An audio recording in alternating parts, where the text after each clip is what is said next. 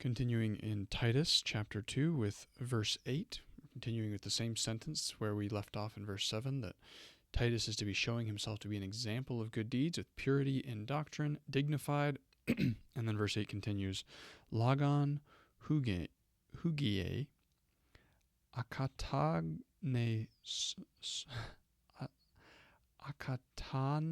here's the gamma nasal there, tan nostan, akatanostan, hina ha ex, enantias, entrape, meden, ekon, legain, peri, hemon, faulan. So the way that is read in the NASB is, I'll underline as we go, sound in speech which is beyond reproach, so that the opponent will not, meden, so that the opponent will be put to shame, is later, having nothing bad to say about us, to say concerning us. And that word faulan at the end is a word that occurs, looks like 6 times, meaning bad or evil or morally based. So having nothing evil to say about us. Nothing evil. So starting from the beginning, with soundness, again, the idea of health and soundness is a word that shows up so often. Purity in doctrine, purity in life. With soundness of speech. And then here's kind of the idea of above reproach or blamelessness again, beyond reproach. It was beyond criticism, not able to be condemned or above reproach. So with speech or words that are not able to be reproached, then the reason for that, again, similar to verse 5, talking about the evangelistic and public witness implications of the character and the life of older women and what they're instructing younger women to be. Similarly here, there's the so that,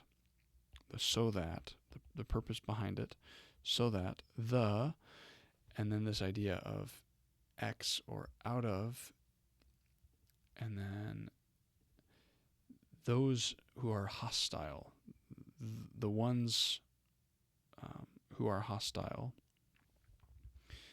those opposing, and then this entrape might be to make ashamed, so that those who oppose might be ashamed. And here we have the subjunctive mood, because that's subjunctive, that's pairing with our hina here, that's working together to give us the so that the one who opposes might be ashamed.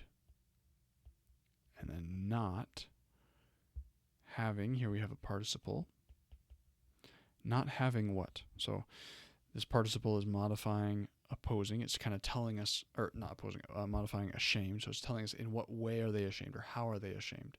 They're ashamed because they got nothing. They got nothing, specifically, they got nothing to say,